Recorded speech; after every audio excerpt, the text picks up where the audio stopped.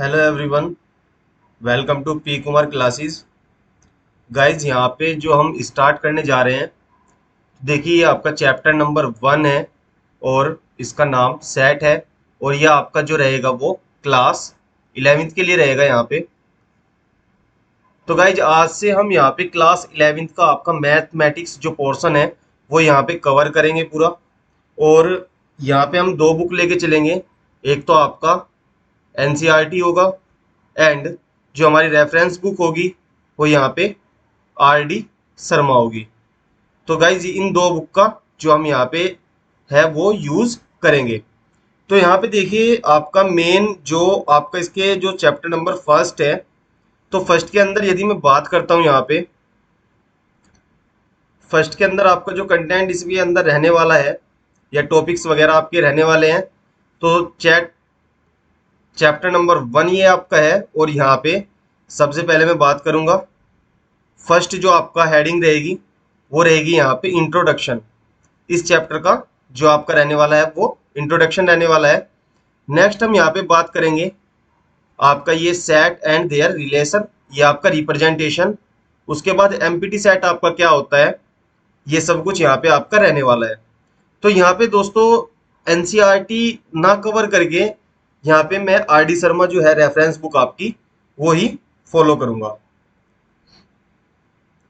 उसमें देखिए आपका क्या होगा, आपका जो 11वीं क्लास में जो बेसिक आपके क्वेश्चंस आते हैं एंड एमसीक्यू जो आपके आते हैं, और आपका जे ई की भी आपकी यहाँ पे तैयारी हो जाएगी।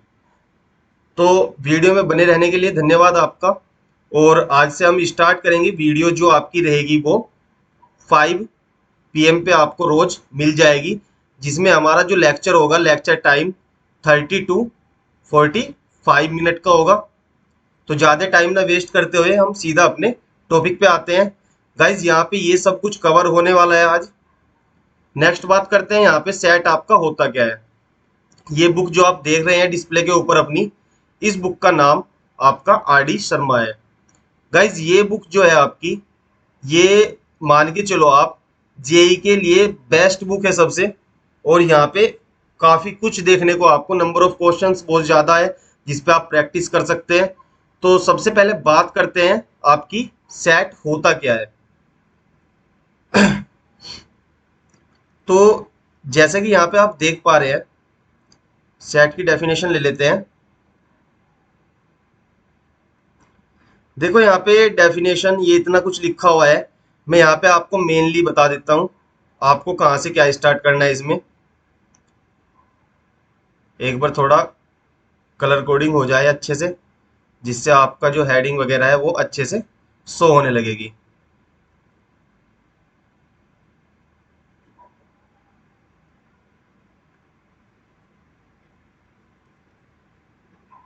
आशा करता हूँ ये वाला कलर आपको अच्छा दिख रहा होगा यहाँ पे। तो फर्स्ट हेडिंग यहाँ पे लेंगे। सेट आपका देखिए क्या होता है।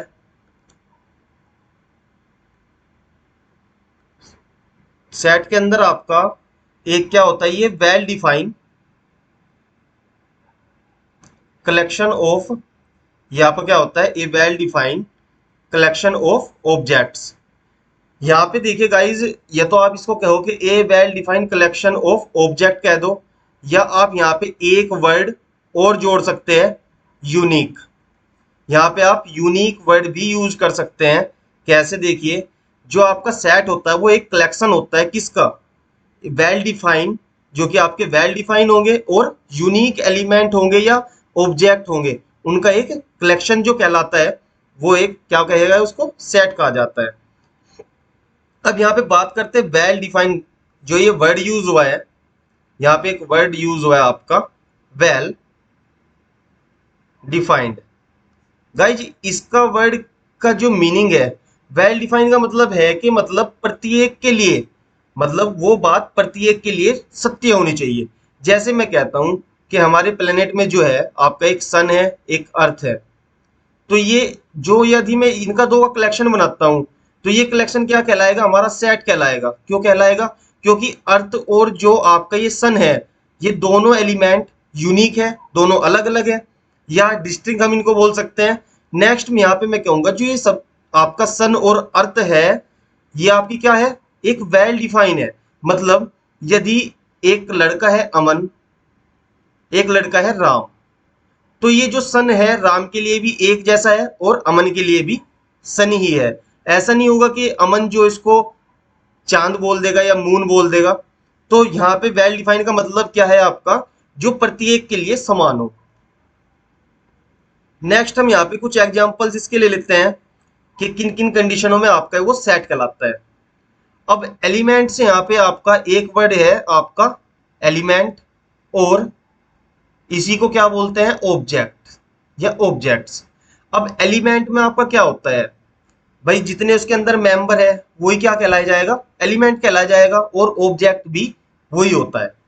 तो नेक्स्ट यहाँ पे देखिए आप, यदि यहाँ पे मैं कहता हूँ एक collection of vowels in English alphabets, मतलब इंग्लिश अल्फाबेट्स के अंदर आप जानते हैं वोवेल्स का जो आपका होता है ए होता है, ई होता है, आई होता है, एंड ओ होता है, नेक्स्ट आपका यू होता है। यदि मैं इनका एक कलेक्शन बनाता हूं तो इसको क्या कहेंगे, इसको कहेंगे सेट। यहाँ पे बच्चों सेट क्यों कहेंगे इसे, क्योंकि देखो ये वोवेल्स है, ये वेल डिफाइन है एक तो, क्योंकि वेल डिफाइन इसलिए क्योंकि भाई सबके लिए वोवेल सेम ही है। किसी के लिए ऐसा तो है नहीं कि कोई प्रिया नाम की लड़की है वो इसको क्या कहेगी कि मैं तो B as a vowel consider करूंगी, ऐसा तो कुछ नहीं है। तो इसीलिए ये सबके लिए सेम है, तो क्या कहला जाएगा, ये वेल डिफाइन है। अब बात करते हैं डिस्टिंक्ट ऑब्जेक्ट। डिस्टिंक्ट मतलब अलग अलग है। देखो ए का अपना अलग मतलब है, ई का अपना अलग मतलब है, तो ये आपका दोनों कंडीशन को फुलफिल कर रहा है, ये वेल डिफाइन भी है और डिस्टिंक्ट ऑब्जेक्ट भी है, या एलिमेंट आप कुछ कह सकते हैं। तो ये इस कंडीशन में क्या कहलाया जाएगा, सेट कहलाया जाएगा आपका। नेक्स्ट यहाँ पे मैं आपको चलते चलते थोड़ा सा एक बात बता देना चाहता हूं, जो आपका ये सेट जो टॉपिक है 11वीं क्लास का, ये आपका गाइस बेस है। बेस मतलब यदि आप इसको यहाँ पे नहीं पढ़ोगे, आपको ये, यदि आप इसको यहाँ पे नहीं पढ़ोगे तो ये आपको ग्रेजुएशन में परेशान करेगा, पोस्ट ग्रेजुएशन में परेशान करेगा, और नेट या सीएसआईआर में भी परेशान करेगा, पीएचडी करने में भी परेशान करेगा। मतलब हर जगह ये आपको परेशान ही करेगा। ये एक ऐसा टॉपिक है, इसको आप कवर करके चलना। अच्छे से मैं यहाँ पे समझाऊंगा, एक एक बात को ध्यान से सुनना। नेक्स्ट हम यहाँ पे बात कर लेते हैं, एक collection of first prime natural numbers is a set containing the element this type.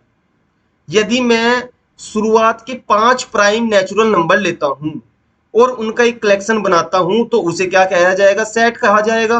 क्योंकि प्राइम नंबर देखिए, सबसे छोटा प्राइम नंबर 2 होता है, फिर 3 होता है, फिर 5 होता है, फिर 7 होता है, फिर 11 होता है। अब सभी के सभी नेचुरल नंबर है, सभी के सभी वेल डिफाइन है। भाई 2 का एक अपना अलग मतलब है, 3 का अलग मतलब है, सबके लिए 2 2 ही है, 3 3 है, इस तरह है आपका यहाँ पे। नेक्स्ट बात करते हैं यहाँ पे कि ये एलिमेंट जो है वो डिस्टिंक्ट होने चाहिए। तो डिस्टिंक्ट भी आप जैसे देख पा रहे हैं वीडियो में, जैसे डिस्प्ले में आपने देखा 2 3 5 7 11, ये सब डिस्टिंक्ट है, इसलिए इसको क्या कहा जाएगा, सेट कहा जाएगा गाइस यहाँ पे। नेक्स्ट हम बात कर लेते हैं इसी तरह, the collection of all states in the Indian union is a set. यदि मैं भारत के प्रत्येक स्टेट का कलेक्शन बनाता हूं तो उस कलेक्शन को क्या कहा जाएगा, सेट कहा जाएगा। क्यों कहा जाएगा, क्योंकि प्रत्येक व्यक्ति के लिए जो आपका स्टेट है, जैसे यदि मैं यूपी में रहता हूं, वो प्रत्येक व्यक्ति के लिए यूपी ही रहेगा। ऐसा नहीं होगा कि ये इस यूपी, जो आपका ये यूपी है स्टेट, इसको ऐसा नहीं है कि इसको हम लंदन कह देंगे, ऐसा नहीं हो सकता यहाँ पे। या कोई आदमी है इस यूपी को लंदन मान के चलता हो, ये पॉसिबल नहीं है। तो यहाँ पे ये क्या होना चाहिए, वेल डिफाइन होना चाहिए, इसलिए वो क्या कहलाया जाएगा, सेट कहलाया जाएगा आपका। इसी तरह के आपके बहुत सारे एग्जाम्पल्स आप ले सकते हैं कलेक्शन ऑफ पास्ट प्रेसिडेंट। अब देखो पास्ट प्रेसिडेंट में आपका क्या है, जैसे पूर्व प्रधानमंत्री आपके कौन कौन रहे हैं। जैसे पूर्व प्रधानमंत्री आपके रहे, जैसे मान लेते कोई 5 ले लेते हैं। जैसे मान लेते हैं कि ये अंकुश है, ये आपका, सॉरी प्रधानमंत्री, यहाँ पे राष्ट्रपति है ये। तो राष्ट्रपति पूर्व की हम बात कर रहे हैं, प्रेसिडेंट की बात कर रहे हैं, तो यहाँ पे राष्ट्रपति है ये। अंकुश ले लेते हैं यहाँ पे, या अमन ले लेते हैं यहाँ पे। ये क्या है कि ये कभी ना कभी यदि प्रधान मतलब राष्ट्रपति आपके रहे हैं, तो ये कलेक्शन आप बनाएंगे तो ये एक वेल डिफाइंड कलेक्शन होगा एंड यूनिक कलेक्शन होगा, तब इसको हम क्या कहेंगे, सेट कहेंगे। नेक्स्ट हम यहाँ पे बात करते हैं कि एक collection of cricketer in the world हमने क्या किया, एक कलेक्शन बनाया क्रिकेटर्स का, किसके अंदर, एक पूरे विश्व के अंदर, who were out for 99 runs in a test match is a set. अब एक बात बताओ आप, एक हमने कलेक्शन बना लिया पूरे वर्ल्ड में से, वो प्लेयर ले लिए जो 99 पे आउट हुए टेस्ट मैच के अंदर। जी बिल्कुल, इसका हमारे पास एक रिकॉर्ड है। उनका यदि हम कलेक्शन बनाते हैं, वो कलेक्शन वेल डिफाइंड होगा, प्लस वेल डिफाइंड होने के साथ साथ वो डिस्ट्रिक्ट होना चाहिए, तो उस कंडीशन में वो एक सेट कहलाएगा। नेक्स्ट हम बात करते हैं, यहाँ पे देखिए एक बहुत अच्छा एग्जाम्पल यहाँ पे इन लोगों ने लिया है। तो एग्जाम्पल में देखिए क्या है कि आपका एक कलेक्शन है गुड किट गुड क्रिकेटर, जो आपका गुड क्रिकेटर प्लेयर्स है, उनका इंडिया के अंदर हमने क्या, मतलब इंडिया के जो गुड क्रिकेटर आपके हैं उनका एक कलेक्शन बनाया। और गाइज यहाँ पे हम बात करें कि वो कलेक्शन आपका सेट होगा या नहीं होगा। अब देखो, बात करते हैं गुड क्रिकेटर की। गुड क्रिकेटर में आपका क्या आता है, एक मान लेते हैं हम विराट कोहली को हम ले लेते हैं। तो गाइज यहाँ पे क्या होगा, एक एक एग्जांपल लेते हैं, एक रानी नाम की लड़की है और एक पायल नाम की लड़की है। अब पायल को तो लगता है विराट कोहली अच्छा, बट जो आपका मतलब रानी को विराट कोहली अच्छा लगता है, बट पायल को अच्छा नहीं लगता, और ये इसको अच्छा क्रिकेटर नहीं मानती। तो इस कंडीशन में क्या होता है कि ये वेल डिफाइंड कलेक्शन बन ही नहीं पाता। क्यों नहीं बन पाता, क्योंकि भाई सबके लिए उसकी एक अलग अलग थिंकिंग है। आज विराट कोहली 99 बनाता है तो सबको अच्छा लग रहा है, कल को विराट कोहली जीरो मार के जाता है तो सब कहते हैं भाई ये तो बड़ा गंदा प्लेयर है। तो जो आपका गुड, ये वर्ड यहाँ पे यूज किया है क्रिकेट, मतलब क्रिकेट प्लेयर्स का, वो वेल डिफाइंड कलेक्शन नहीं होगा, क्योंकि सभी की जो आपकी थिंकिंग है वो उसके प्रति सामान्य नहीं है, तो इसलिए ये कलेक्शन नहीं होगा। इसीलिए आप कह सकते हो कि जैसे हम कलेक्शन बनाते हैं, किसका, टीचर का कलेक्शन बनाते हैं। किसी स्कूल के अंदर यदि 20 टीचर है, उनका हम एक कलेक्शन बना लेते हैं, वो कलेक्शन भी आपका सेट नहीं होगा। क्यों नहीं होगा, अब इसके बारे में देखो। किसी बच्चे को लेके लगता है कि भाई ये अच्छा टीचर है, दूसरे बच्चे को कहता है कि नहीं नहीं नहीं, मेरे को तो इसका समझ ही नहीं आया पढ़ाया हुआ। तो इस तरह का क्या मतलब एक भेदभाव टाइप का रहता है, उसमें वो वेल डिफाइंड नहीं होता है, तो इसलिए उसको, कलेक्शन को हम क्या कहेंगे, सेट नहीं कहेंगे। यदि मैं बात कर लेता हूं यहाँ पे, कलेक्शन लेता हूं मैं किसका, ओल्ड टीचर का, यदि मैं सब टीचर का एक कलेक्शन बनाता हूं तो उस कंडीशन में उसे सेट कहेंगे, क्योंकि वहां पे देखो, ये इसको एक तरह से एडजेक्टिव आप कह सकते हैं। एड मतलब ये क्या कर रहा है, ये टीचर की प्रॉपर्टी को इनहेरेंस मतलब इनहेंस कर रहा है, क्योंकि देखो यहाँ पे क्या है, यहाँ पे यदि मैं सभी प्रत्येक टीचर का कलेक्शन बनाता हूँ स्कूल के अंदर तो वो सेट कहलाएगा। क्यों कहलाएगा, अब मान लो एक टीचर, मतलब एक स्कूल है, अर्पण पब्लिक स्कूल है, तो यहाँ पे एक बंदा अर्पण है, ये भी टीचर है, एक अवनीश है, ये भी टीचर है, एक बबीता मैडम है, ये भी टीचर है, और एक बबली मैडम है, ये भी टीचर है, एक प्रिया मैडम है, ये भी टीचर है। इनका एक कलेक्शन हम बना लेते हैं, ये सभी टीचर क्या कर रहे हैं, ये अर्पण पब्लिक स्कूल के अंदर पढ़ा रहे हैं। तो इनका यदि मैं एक कलेक्शन बनाता हूं तो इस कंडीशन में इसको सेट कहा जाएगा। क्यों कहा जाएगा, क्योंकि भाई सभी के सभी टीचर है और सभी बच्चों को पता है कि ये लोग टीचर है, ना कि चपड़ासी या कुछ भी, उनके अंदर भेदभाव नहीं कि भाई टीचर ही है। और मैं कलेक्शन बनाऊंगा, कलेक्शन बनाने के बाद ये डिस्ट्रिक्ट भी होगा कलेक्शन, क्योंकि अर्पण, अमन, ये दोनों नाम अलग अलग है, तो दोनों नाम अलग अलग है तो दोनों बंदे भी अलग होंगे, एक बंदे के दो नाम नहीं हो सकते। तो इसमें क्या होगा, ये वेल डिफाइन भी होगा। वेल डिफाइन क्यों होगा, अब सोचो आप, वेल डिफाइन क्यों होगा। अब सोचने वाली बात इसमें यह है, इसकी कोई प्रॉपर्टी नहीं है। यहाँ पे टीचर की हमने कोई प्रॉपर्टी डिफाइन नहीं करी कि ये बैड टीचर है, गुड टीचर है। हमने यहाँ पे केवल इतना कहा है कि जितने बच्चे उस स्कूल के अंदर है, वे सब, मतलब जितने टीचर है वे लोग वहां पे पढ़ा रहे हैं, तो एक वेल डिफाइन बात हो गई। तो इस कंडीशन में ये आपका क्या कहलाएगा, सेट कहलाएगा। तो यहाँ पे बच्चों, इस तरह का जो आपका एग्जाम्पल है, ये जेई के अंदर भी आपका आ जाता है, JEE के अंदर भी आपका ये आएगा, और 11th के आपके एमसीक्यू सेक्शन में भी इस तरह का क्वेश्चन आ सकता है, एक नंबर में भी आ सकता है, fill in the blanks fill भी कराया जा सकता है। तो यहाँ पे इस बात को आपको याद रखना है। नेक्स्ट दोस्तों, हम यहाँ पे बोर्ड का यूज करेंगे, पर बोर्ड का यूज उसी क्रिटिकल कंडीशन में करेंगे जब हमारे पास लिखने के लिए स्पेस नहीं होगा, या अदरवाइज कुछ चीजें मेरे को अच्छे से और बेहतर तरीके से समझानी होगी, या एक्सटेंड करनी होगी, एक्सप्लेन बहुत ही डीप करनी होगी, तो मैं बोर्ड का यहाँ पे यूज करूंगा। तो आशा करता हूँ दोस्तों लेक्चर में आपको मजा आ रहा है। अब देखो, 10th से हम 11th में आ गए। यहाँ पे क्या हुआ, 10th से हम 11th में आ गए। मैं आपकी जो 10th क्लास की परिस्थिति है उसको नहीं जानता आप यहाँ पे क्या थे, बट यहाँ पे मैं गारंटी लेता हूँ यदि आप यहाँ पे इस यूट्यूब चैनल के ऊपर रहोगे तो आप ये रहोगे जो मैंने साइन बनाया है, राइट, मतलब सही का साइन। आप सही रहोगे, मस्त रहोगे। अब देखो नंबर एक बात कर लेते हैं। आपने 10th में क्या पढ़ा?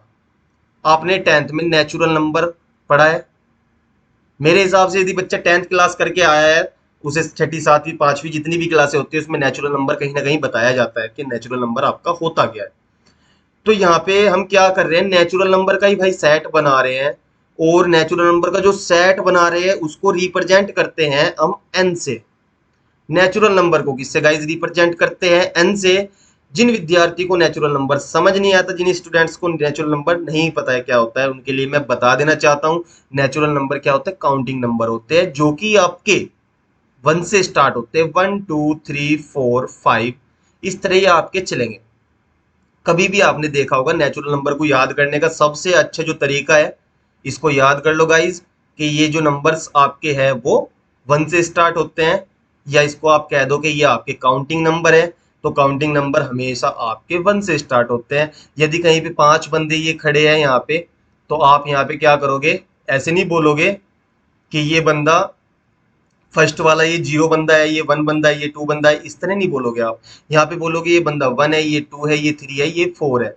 तो इन नंबर को काउंटिंग नंबर भी बोला जाता है। और इनका जो सिंबल यहाँ पे रहने वाला है 11th क्लास और ग्रेजुएशन बीएससी एमएससी जितना भी आप जाओगे आगे, उनके लिए सबके लिए ये एन ही रहेगा। तो गाइज ये बात नोट करने वाली है, आप अपनी नोटबुक पे लिख सकते हैं। नेक्स्ट हम यहाँ पे देखिए, इस तरह के कुछ नंबर और लेंगे। यहाँ पे हम इसी तरह के कुछ और भी नंबर लेंगे जिसमें आपका क्या रहने वाला है, यहाँ पे मैं बताऊंगा उन नंबर का मतलब यहाँ पे क्या होता है। गाइज यहाँ पे बात करते हैं जेड पॉजिटिव। जेड पॉजिटिव की बात करते हैं हम, इसको क्या कहते हैं, आपका जेड बेसिकली किसको रिप्रेजेंट करता है गाइज? इंटीजर को रिप्रेजेंट करता है। अब इंटीजर को रिप्रेजेंट करता है, जेड के ऊपर हमने पॉजिटिव लगा दिया तो ये आपके क्या कहलाएंगे, पॉजिटिव इंटीजर कहलाएंगे। और जो इसका पॉजिटिव इंटीजर का सेट बनेगा उसको जेड प्लस से रिप्रेजेंट हम यहाँ पे करेंगे। इसके जो सफिक्स है इसमें प्लस लगा देंगे। अब कुछ जो हमारे स्टूडेंट है थोड़ा मतलब ये कंफ्यूज हो रहे होंगे, भाई ये पॉजिटिव इंटीजर कहाँ से आ गया? तो गाइज इंटीजर आप जानते हैं माइनस इन्फिनिटी टू इन्फिनिटी जितने भी नंबर होते हैं वे क्या कहलाते हैं, जो पूर्णांक होते हैं उनको इंटीजर कहा जाता है। जैसे माइनस इन्फिनिटी मतलब जीरो से स्टार्ट कर लेते हैं, जीरो से इधर जाएंगे 1 2 3 4 5 इस तरह जाएंगे, इधर जाएंगे तो माइनस में जाएंगे। जितने भी ये नंबर होंगे इनको क्या बोला जाएगा, पूर्णांक कहा जाएगा। गाइस पॉजिटिव इंटीजर की बात करता हूं तो यहाँ पे 1 के बाद के जो राइट हैंड साइड चलेंगे, हम इधर राइट साइड चलेंगे, 1 2 3 4 5 ये सब हमारे क्या कहलाएंगे, पॉजिटिव नंबर कहलाएंगे, और मतलब पॉजिटिव इंटीजर कहलाएंगे। और निगेटिव इंटीजर के बारे में बात करूं तो सिंबल रहेगा जेड निगेटिव, जेड के ऊपर निगेटिव लगा दो। और ये क्या कहलाएंगे, जो माइनस में होंगे, -1 -2 -3, ये आपके क्या कहलाए जाएंगे, यहाँ पे निगेटिव इंटीजर कहलाए जाएंगे। बात करता हूं गाइस क्यू की। ये जो आपका वर्ड है क्यू यहाँ पे यूज हो रखा है, ये किसके लिए रिप्रेजेंट कर रहा है, किसको रिप्रेजेंट कर रहा है, रेशनल नंबर को रिप्रेजेंट कर रहा है। अब कुछ हमारे भाई लोग कहेंगे कि भाई रेशनल नंबर आपका क्या होता है। कोई इशू नहीं है गाइस, बता देता हूं। कोई नंबर यदि पी अपॉन क्यू की फॉर्म में लिखा जा सकता है जहां पर क्यू की जो वैल्यू है वो जीरो ना हो। ये मैंने क्यों कहा कि क्यू की वैल्यू जीरो ना हो? यदि गाइस क्यू की वैल्यू जीरो कर दूंगा और किसी नंबर को जीरो से डिवाइड कर दोगे तो भैया यहाँ पे क्या हो जाएगा, अनर्थ हो जाएगा, मतलब ये नो डिफाइंड वैल्यू, अनडिफाइंड हो जाएगी वैल्यू। तो यहाँ पे आपका जो क्यू की वैल्यू है ये आपको जीरो से हमेशा बड़ी लेनी है। तो गाइज यहाँ पे पी और क्यू क्या है, ये आपके ये इंटीजर रहेंगे, पूर्णांक रहेंगे, ये भी आपको यहाँ पे याद रखना है। क्यू पॉजिटिव की बात करता हूं तो यहाँ पे सिंपल सी बात है भाई, क्यू पॉजिटिव की बात करता हूं ऐसे पी अपॉन क्यू की फॉर्म वाले नंबर जिसके आगे निगेटिव ना लगा हो, ये आपके क्या रहेंगे, यहाँ पे पॉजिटिव रेशनल नंबर हो जाएंगे। रियल नंबर की गाइज बात करता हूँ, सेट ऑफ, इसको रिप्रेजेंट करते हैं आर से, और इसको क्या कहते हैं, सेट ऑफ रियल नंबर। इसी तरह आर पॉजिटिव, ये आपकी क्या कहलाते हैं, पॉजिटिव रियल नंबर कहलाते हैं। सी से, सी को मतलब कॉम्प्लेक्स नंबर को हम रिप्रेजेंट करते हैं गाइज यहाँ पे सी से। नेक्स्ट देखिए यहाँ पे आपकी जो है आर डी शर्मा बुक है, इसकी एक एक्सरसाइज 1.1 है गाइज। यहाँ पे एक्सरसाइज वगैरह भी कवर करते चलेंगे, जितना पॉसिबल हो सकता है इतना ही हम यहाँ पे करेंगे। जून का जो महीना आपका ये स्टार्ट हो रहा है यहाँ से, और यदि गाइज आप मार्च तक भी हम इसको कंप्लीट करें तो मार्च में अपने आपके पेपर होने वाले हैं। तो सिंपल सी बात है, मार्च से पहले हम इसको अप्रोक्स 6 मंथ ज़्यादा ज़्यादा लेंगे। बस आपको यहाँ पे कंटिन्यू चैनल के ऊपर रहना है, और यहाँ पे आपको सिंपल मैथ जो आपका है वो अप्रोक्स अक्टूबर नवंबर के लपेट में खत्म हो जाएगा। उसके बाद आपका रिवीजन बचेगा गाइज। रिवीजन आपको करना है आर डी शर्मा से करना है। एनसीईआरटी को आप, यदि आप देखो, एनसीईआरटी का मतलब ये है, यदि आप 80 to 90 मार्क्स लाना चाहते हैं 100 में से, तो एनसीईआरटी बेस्ट है, क्योंकि एनसीईआरटी में से ही सारे क्वेश्चन उठाए जाते हैं। उसके बाद बात करते हैं, यदि आप चाहिए 90 प्लस, तो आप आर डी शर्मा जाओ, 100 आने के चांस रहते हैं पूरे पूरे। और फिर बात करते हैं कि आर डी शर्मा पढ़ने के बाद दोस्तों, ये जैसे कोरोना वायरस है ना, और जो ये वैक्सीन बन रही है, कोई कोविडशील्ड, कोई कुछ कोई कुछ कोई कुछ, ये वैक्सीन जैसे है आपकी, ये वैक्सीन इस तरह की है जैसे आपकी मान के चलो, आप एनसीईआरटी, आर एस अग्रवाल कह सकते हो, आप अग्रवाल कह सकते हो, एनसीईआरटी, और बहुत सारे राइटर है छोटे मोटे, उनका नाम आप यहाँ पे ले सकते हो एज अ वैक्सीन। बट यहाँ पे जो मैथमेटिक्स के अंदर काम करेगी वो आपकी बाबा रामदेव की दवाई करेगी, जो कि आपकी कौन सी है, जो आपकी बाबा देव की रामदेव ने जो दवाई बनाई है, वो आपकी आर डी शर्मा है मैथ के लिए। इस बुक से अच्छा मैथ नहीं आपको समझ में आने वाला है, इस बुक को कर लो गाइस। प्रॉमिस करता हूँ पोस्ट ग्रेजुएशन में जाओगे वहां भी इसका कुछ ना कुछ पोर्शन आपको, आपका बेस मजबूत हो जाएगा, तो आपका जो घर है वो गिरेगा नहीं। तो बात कर लेते हैं, यहाँ पे पहला ही क्वेश्चन है, what is the difference between a collection and A set. Guys यदि आपने वीडियो थोड़ा सा पहले देखा है या थोड़ा पीछे की वीडियो में देखा है, तो वहां पे मैंने आपको क्लियर किया था कि आपका कलेक्शन और सेट के अंदर क्या डिफरेंस होता है। गाइज सेट क्या होता है, आपका वेल डिफाइन होना चाहिए एंड डिस्टिंक्ट ऑब्जेक्ट का होना चाहिए। और कलेक्शन में आपका क्या होता है, सिर्फ एक कोई भी नॉर्मल आप कलेक्शन बना दो, उसमें वेल डिफाइन और डिस्टिंक्ट का कोई पंगा नहीं होता। वही आपका, जैसे हमने सेट ऑफ, मतलब हमने कहा कि collection of good teacher of A school, तो ये भी आपका एक कलेक्शन कहलाएगा, ये सेट नहीं कहलाएगा। तो यहाँ पे आप डेफिनेशन दे सकते हैं कि every set will be a collection, मतलब प्रत्येक सेट जो है वो कलेक्शन हो सकता है, बट ये जरूरी नहीं है कि सभी कलेक्शन आपके सेट हो। तो ये भी आप यहाँ पे अपने आंसर को सपोर्ट करने के लिए यहाँ पे दे सकते हो।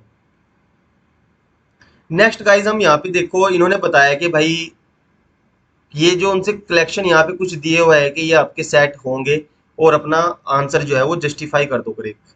तो यहाँ पे फर्स्ट की बात कर लेता हूँ, एक कलेक्शन है नेचुरल नंबर का लेस देन 50। गाइज यहाँ पे देखो, लेस देन 50 हो, 20 हो, 30 हो, या कुछ भी एज, यहाँ पे क्या होता है, एक कलेक्शन हम बनाते हैं, 1 से स्टार्ट करेंगे, 2 3 4, पॉसिबल नहीं है 50 तक लिखना, तो सीधा यहाँ 50 लिखो, पंगा खत्म।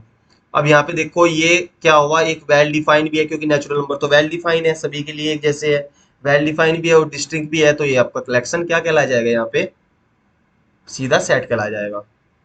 बात करते हैं गुड हॉकी प्लेयर की, तो गाइस पंगा है यहाँ पे, देखो ये एडजेक्टिव, यहाँ पे जो ये विशेषण है कर रहा है ना, ये यदि ये गुड प्लेयर हटा दें यहाँ से, ये सिर्फ एक कलेक्शन है क्योंकि गुड प्लेयर किसी के लिए कोई है, किसी के लिए कोई है, तो ये आपका एक कलेक्शन है, ये सेट नहीं है।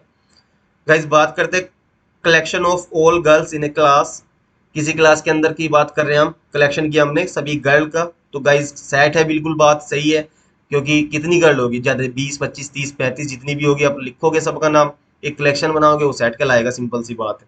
तो गाइज इस तरह आपको अपनी कॉमन सेंस लगानी है, सब क्वेश्चन यहाँ पे कर लेने हैं, ज्यादा हम इसमें देखने वाली बात नहीं है। बात कर लेते हैं प्राइम। यहाँ पे गाइज मुझे ऐसा लग रहा है कि आप प्राइम नंबर भूल चुके हैं। गाइज प्राइम नंबर में क्या होता है, प्राइम नंबर वे नंबर होते हैं जिसके पास सिर्फ 2 फैक्टर होते हैं।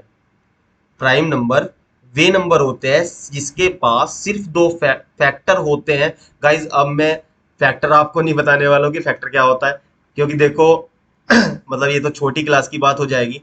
अब बात करते हैं, जैसे मैं कहता हूँ तीन, तीन के यदि मैं फैक्टर देखता हूँ तो तीन को या तो वन डिवाइड करता है या गाइज थ्री डिवाइड करता है। तो इसके पास टोटल फैक्टर कितने हैं? टू फैक्टर है। और प्राइम नंबर की डेफिनेशन क्या है? जिसके पास दो फैक्टर होते हैं उसको क्या कहते हैं? प्राइम नंबर हम कहते हैं। तो गाइज दो की बात कर लेता हूँ, दो के वन भी डिवाइड करता है, दो को टू डिवाइड करता है, तो इसके पास भी दो फैक्टर है, तो ये भी एक प्राइम नंबर होगा। गाइज वन की बात कर लेता हूँ, वन को वन भी डिवाइड करता है और वन भी डिवाइड करता है, बट अगर देखा जाए तो फैक्टर क्या है? इसके पास केवल एक फैक्टर है जो कि वन। इसलिए गाइज यहाँ पे वन को प्राइम नंबर नहीं कहा जाता। इसकी वजह से हमारा जो टू होता है वो सबसे स्मॉलेस्ट प्राइम नंबर होता है। ये आपको यहाँ पे याद रखना है। कुछ क्वेश्चन कम्पिटिटिव एग्जाम में इस तरह का क्वेश्चन पूछ लिया जाता है कि स्मॉलेस्ट प्राइम नंबर बता दो भाई, क्योंकि ज्यादातर डेफिनेशन के अकॉर्डिंग लोग बाग जो होते हैं वो वन के तरफ जाते हैं, बट वन आपका जो होता है वो प्राइम नंबर नहीं होता है। अब बात कर लेते हैं गाइस, जब प्राइम नंबर बता ही रहा हूं तो मन कर रहा है कि कंपोजिट नंबर भी बता दूं। कंपोजिट नंबर वे नंबर होते हैं जिसके पास दो से अधिक फैक्टर होते हैं। चार की बात कर लेता हूँ गाइज। चार में क्या होता है? यदि मैं चार के फैक्टर करता हूं तो चार, चार को वन भी डिवाइड करता है, टू भी डिवाइड करता है एंड फोर भी डिवाइड करता है। तो यहाँ पे फैक्टर हो गए आपके थ्री, तो ये नंबर आपका क्या कहलाएगा? कंपोजिट नंबर कहलाएगा। That's all. नेक्स्ट हम बात करते हैं गाइज, यहाँ पे इन्होंने क्या किया है? यहाँ पे इन्होंने कहा है कि यदि ए के अंदर एलिमेंट है आपके zero one two three four five six seven eight nine ten, तब यहाँ पे आपको ये बिलोंग, गाइज एक होता है ई, जो कि आपका इंग्लिश अल्फाबेट है, इस तरह इसको लिखा जाता है। बट मैथमेटिक्स के अंदर आपका क्या होता है? एक सिंबल होता है, उस सिंबल को कुछ इस तरह लिखा जाता है गाइज। इस वाले ई में और इसमें एक डिफरेंस होता है, कुछ इस तरह इसको लिखा जाता है। इसको क्या बोलते हैं गाइज? इसको बोलते हैं belong, belong to, belong to. And यदि मैं इस तरह का सिंबल बना के इसको काट देता हूं, इसको क्या बोलते हैं गाइज? Not belong to. अब दैट इज बिलोंग टू का मतलब यहाँ पे क्या होता है? जैसे मैं दिल्ली से बिलोंग करता हूं, तो यहाँ पे जैसे मेरा नाम लिखा जाएगा, मेरा नाम मोहित है, तो मोहित क्या होगा? बिलोंग करेगा किसके अंदर? दिल्ली के अंदर। तो यहाँ पे क्या होता है देखो, मैथमेटिक्स के अंदर हर चीज में मतलब कुछ ना कुछ सिंबल्स यूज होते हैं, तो उन सिंबल्स का आपको यहाँ पे ध्यान रखना है। क्योंकि मान ली कहीं पे कोई क्वेश्चन आ गया, बड़ा सा क्वेश्चन आएगा जहाँ पे बिलोंग्स टू का बार बार यूज हो रहा है, तो वहां पे आप बार बार नहीं लिखोगे belongs to belongs to belongs to, तो वहां पे आप इस सिंबल को इजिली यूज कर सकते हैं। तो that is belongs to and that is not belongs to. तो यहाँ पे देखिए कुछ एक सेट दिया हुआ है और यहाँ पे बताना है कि जो आपका फोर है इसके अंदर आप बिलोंग्स टू यूज करेंगे या नॉट बिलोंग टू। अब क्लियरली देखो, क्वेश्चन के अंदर देखो, जो आपका ए है, ए सेट के अंदर फोर आपका यहाँ पे एज अ एलिमेंट है, दैट इज यहाँ पे आपका बिलोंग का सिंबल आ जाएगा, तो फोर बिलोंग्स टू ए, इसको पढ़ेंगे फोर बिलोंग्स टू ए। यहाँ पे सेकंड क्वेश्चन के अंदर माइनस फोर और फिल इन द ब्लैंक्स मतलब ब्लैंक स्पेस टू ए है। अब यहाँ पे देखो माइनस फोर इस सेट के अंदर नहीं है, तो इसका मतलब क्या होगा?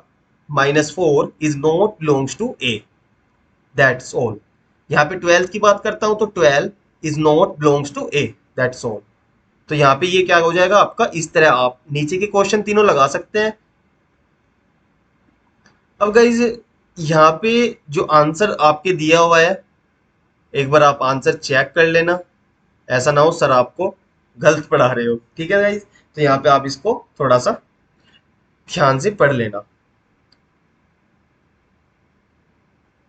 तो गाइज अभी हमारी 30 मिनट अप्रोक्स हुई है, तो हम इस लेक्चर को जो है वो आज यहीं पे रोकते हैं, क्योंकि एक्चुअली क्या होता है ना कि बच्चा बोर होने लगता है। 30 के जैसे हम 30+ मिनट जाएंगे ना, तो बच्चा यहाँ पे क्या हो जाता है? बोर होने लगता है। तो इसीलिए हम इस लेक्चर को यहीं पे रोकते हैं। कल 5 PM पर, शाम के टाइम 5 PM पर हमारी क्लास फिर से आएगी। तो गाइज देखना ना भूले। मैं सिर्फ आपको इतना ही बोलूंगा, कोई भी चैप्टर मिस मत करो। किसी कोचिंग की जरूरत नहीं है, कहीं जाने की जरूरत नहीं है। अगर कोई भी लेक्चर मिस कर दोगे तो प्रॉब्लम में पड़ जाओगे। अदरवाइज आप अपने स्कूल में, स्कूल वगैरह तो अभी खुल नहीं रही है, तो सिंपल आप यहीं पे हमारे यूट्यूब चैनल पे आके पढ़ सकते हैं, जो कि आपका फ्री ऑफ कॉस्ट रहने वाला है। तो गाइज मेरी छोटी सी एक रिक्वेस्ट रहेगी, किसी अपने 5 साथी या किसी अपने 2 साथी को चैनल शेयर जरूर करें। इससे क्या होगा कि आपका जितना भी आप शेयर करते हैं उससे हमारा मोटिवेशन बढ़ता है, और हम कोशिश करते हैं कि आपको अच्छी से अच्छी जो एजुकेशन या एक्सप्लेनेशन है वो प्रोवाइड करा दी जाए। तो गाइज कोरोना के टाइम पर अपना ध्यान रखें, घर में रहे, पढ़ाई करते रहे। धन्यवाद।